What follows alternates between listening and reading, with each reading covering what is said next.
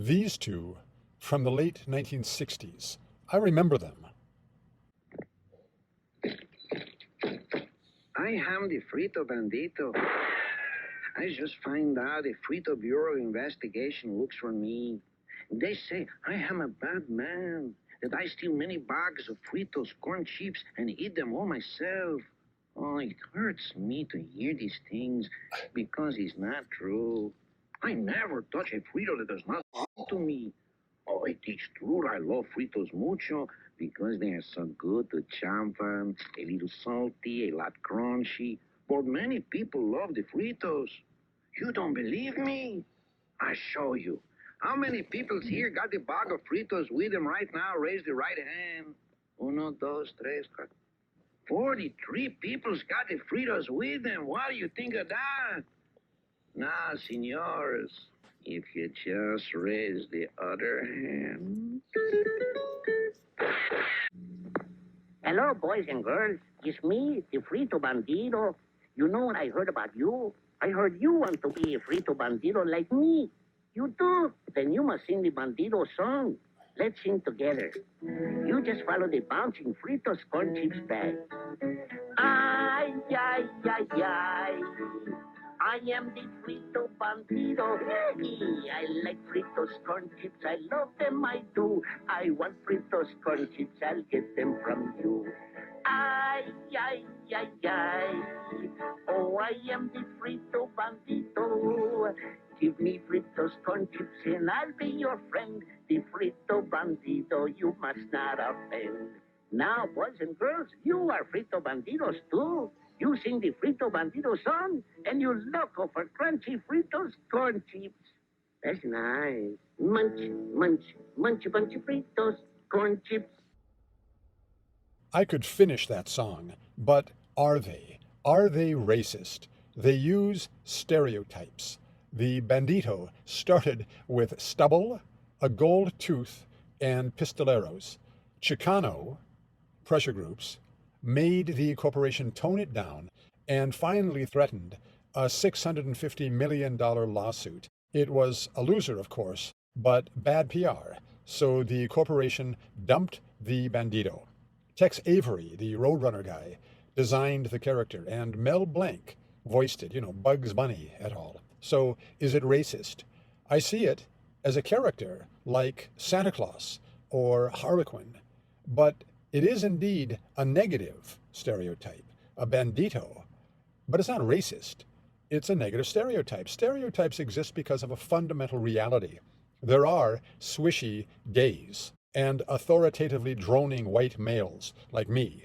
Although if you call me white, you're a racist. And also, I'm not male. That's hurtful and dehumanizing to me. Human males are called men, occasionally seen in their natural habitat. Back to present ancient Chinese pantomime, just for fun of it, Jello tonight. Back to present small Chinese type baby waiting for dessert. Chinese mother bling baby, Jello, famous Western delicacy. Poor Chinese baby. He unable to tell if this Jello is strawberry, raspberry, jelly, orange, lemon, lime, apple, black raspberry, black jelly, or grape. Jello come in all 10 flavors. Poor Chinese baby. But Chinese mother bling baby, great Western invention. Spoon. Spoon was invented for eating Jello. Baby find this is great Jello. Deep, dark, delicious new flavor.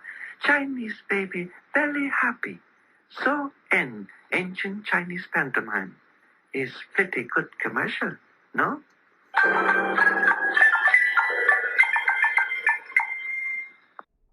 This would have been from the Jack Benny program, I think. Probably mid-1950s, before my time. Again, stereotype, and no, not a very good commercial. No need to be offended, but we might not be overly sensitive if we note an undercurrent here. Dialect humor was screamingly funny in the golden age of radio, and before that, vaudeville and minstrel shows. It survived, like minstrel shows, into the 1950s and 60s, dialect humor. Depicting race is not the same as racism. Neither is exploiting the conventions of stereotype.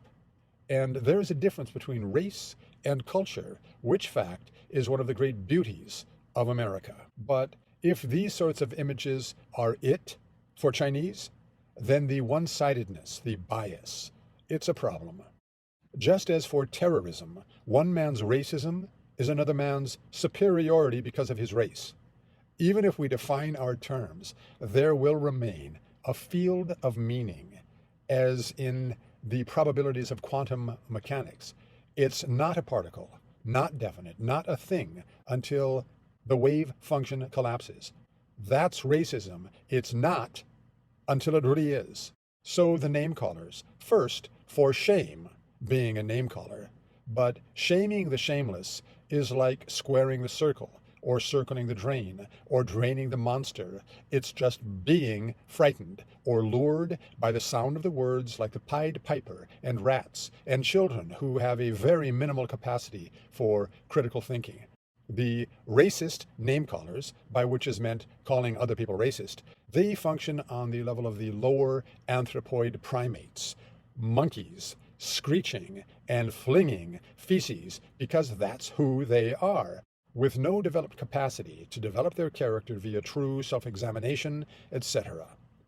Like, I've never seen TikTok. But the current thing about Osama's decades-old letter to America and these fetuses who've just discovered it, I saw one unattractive youngster who seems to identify as a person with ovaries and a cis vagina.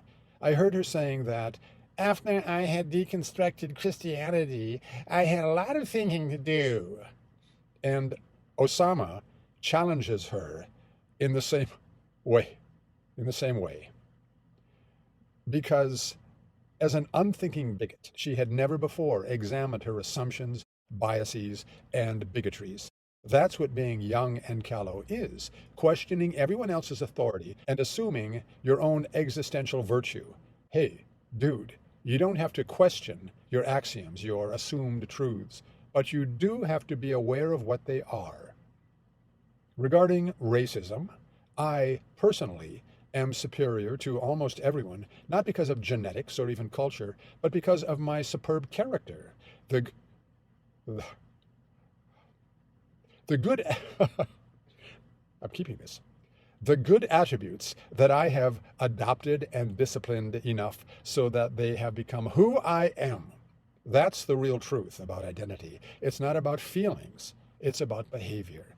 In terms of your psyche soul, only God, judges, and the people who love you have any business caring about your psyche soul.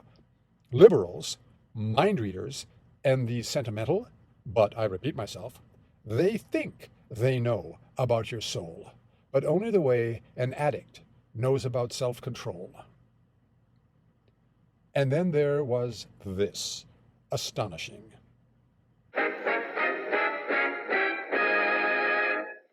Busy you, in and out of doors every day.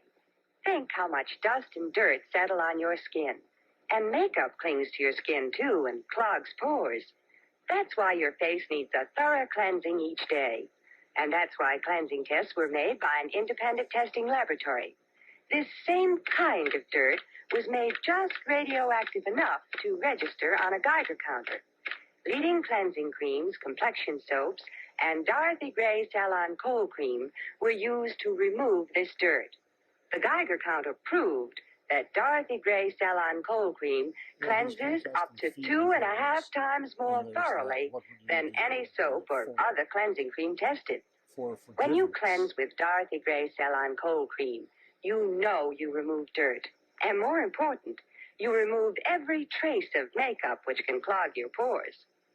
That's why Salon Cold Cream is especially recommended for a young complexion.